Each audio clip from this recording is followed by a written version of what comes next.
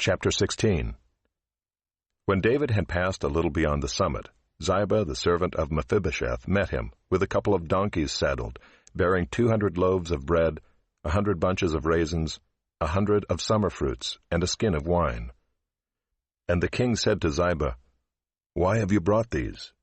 Ziba answered, "The donkeys are for the king's household to ride on, the bread and summer fruit for the young men to eat, and the wine for those who faint in the wilderness to drink." And the king said, "And where is your master's son?" Ziba said to the king, "Behold, he remains in Jerusalem, for he said, 'Today the house of Israel will give me back the kingdom of my father.'" Then the king said to Ziba, "Behold, all that belonged to Mephibosheth is now yours." And Ziba said, "I pay homage. Let me ever find favor in your sight, my lord the king." When King David came to Bahurim, there came out a man of the family of the house of Saul, whose name was Shimei, the son of Gera. And as he came, he cursed continually. And he threw stones at David and at all the servants of King David, and all the people and all the mighty men were on his right hand and on his left. And Shimei said as he cursed, get out, you man of blood, you worthless man! The Lord has avenged on you all the blood of the house of Saul, in whose place you have reigned, and the Lord has given the kingdom into the hand of your son Absalom. See, your evil is on you, for you are a man of blood." Then Abishai the son of Zeruiah said to the king, "Why should this dead dog curse my lord the king? Let me go over and take off his head." But the king said, "What have I to do with you, you sons of Zeruiah? If he is cursing because the Lord has said to him, 'Curse David,' who then shall say, 'Why have you done so?'" And David said to Abishai and to all his servants, "Behold, my own son seeks my life.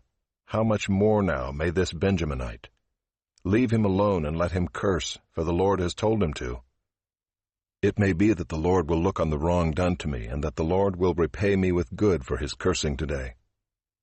So David and his men went on the road, while Shimei went along on the hillside opposite him, and cursed as he went, and threw stones at him, and flung dust. And the king and all the people who were with him arrived weary at the Jordan, and there he refreshed himself.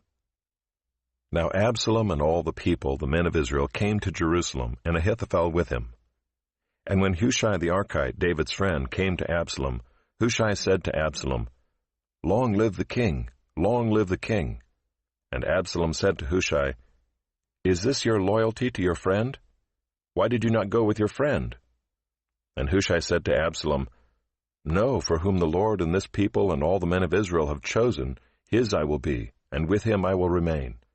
And again, whom should I serve? Should it not be his son? As I have served your father, so I will serve you." Then Absalom said to Ahithophel, "Give your counsel. What shall we do?" Ahithophel said to Absalom, "Go into your father's concubines, whom he has left to keep the house, and all Israel will hear that you have made yourself a stench to your father, and the hands of all who are with you will be strengthened." So they pitched a tent for Absalom on the roof, and Absalom went into his father's concubines in the sight of all Israel. Now in those days the counsel that Ahithophel gave was as if one consulted the word of God. So was all the counsel of Ahithophel esteemed, both by David and by Absalom.